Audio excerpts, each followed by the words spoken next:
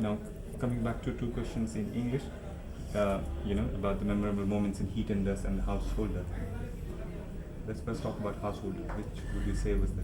See, in the Householder, we were of course young, immature, not very clear-minded about our budget, so always behind schedule, behind financial payment commitments. So we were in a very, very tensed up mood when we were doing the shooting in a national protected monument in Delhi.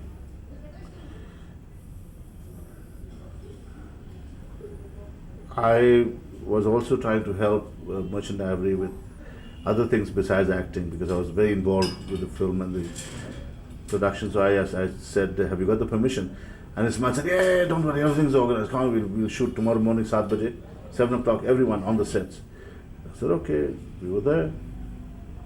The cameraman was there, the director was there, and the unit boys were there, I was there. It was a scene with me and an American actor called Ernest Costaldo.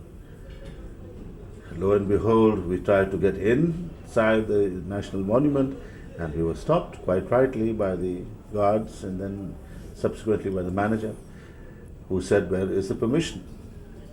So we all looked at each other and said that Ismail Merchant, our producer, is on his way and he has the permission.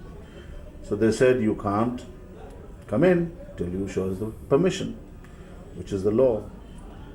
And we argued for a little while, and then I went up to them and I said, the manager, and I said, look, if we didn't have the permission, we wouldn't have come. It's obvious that we have the permission. It's just that the permission is with the producer who hasn't come yet. But let us at least take our unit in, prepare to work, and we promise you we will not shoot till you are happy. So they said, okay, fine.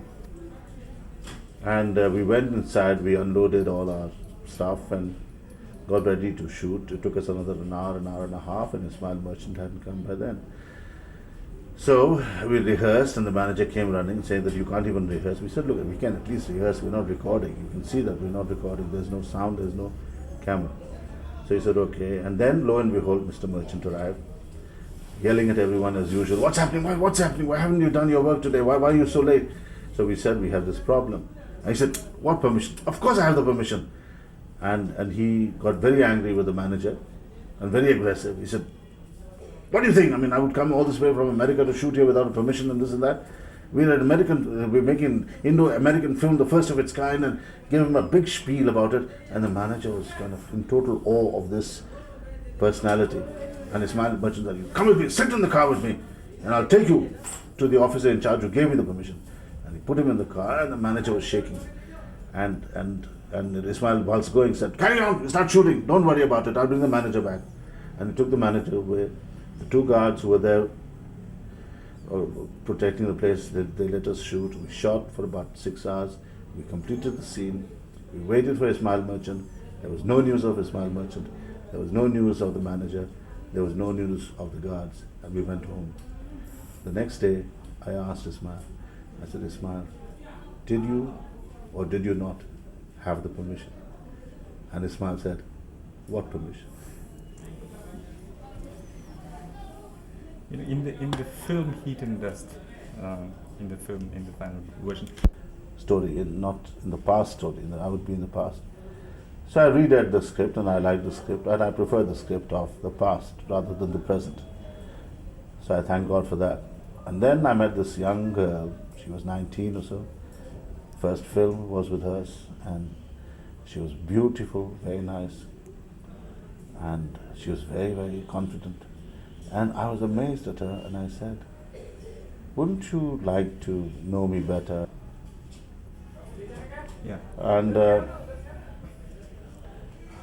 so I told Greta that, we are starting with a very, very big, important love scene where I seduce you. She said, okay, we'll do it. I said, wouldn't you like to rehearse it? She said, well, if you want to. I mean, I'm not really interested in all that. I said, okay, we just go through the lines. So I sat, because Jim, the director, had asked me to bring her into being more confident. But she was more confident before even meeting me. So anyway, we had a read out once or twice in the hotel, and then we said, okay, fine, see you in the morning. In the morning, I went with Greta to the location, got made up, and everything was fine. And I told my wife to stay a little out of the way because it might make Greta nervous seeing her hero's wife there. So my wife also very cleverly stayed away from the island.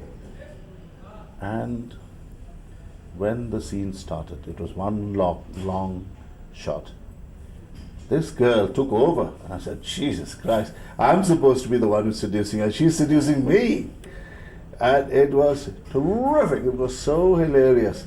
And Jim did not cut, did not stop, and he just went on shooting the whole thing. And of course, we knew the scene and we knew what was happening, so we were very, very at ease. And she was excellent. And Greta, since then, has become a very, very big star. Of the last question of the film that your wife had done, is there any particular scene in the Merchant Ivory production that you recall of it that you liked most? Well, to me, Shakespeare Wala, not just because it was a film, beautiful film being made with me and my in-laws and lots of friends of mine, but also it was written so well, directed so well, photographed very well, produced very well.